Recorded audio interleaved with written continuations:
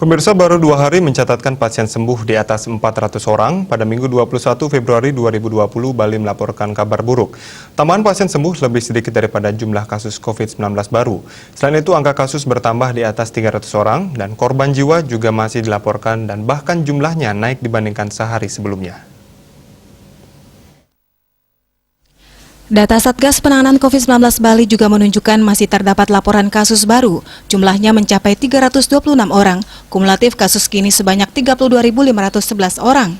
Pasien sembuh tercatat bertambah 275 orang. Kumulatifnya menjadi 29.193 orang atau sekitar 89,79%. Sementara itu korban jiwa bertambah 8 orang. Total korban jiwa akibat COVID-19 menjadi 875 orang atau sekitar 2,69%. Rinciannya WNI sebanyak 871 orang dan WNA 4 orang.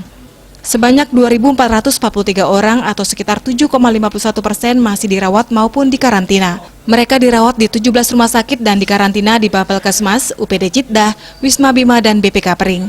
Bali Pos melaporkan.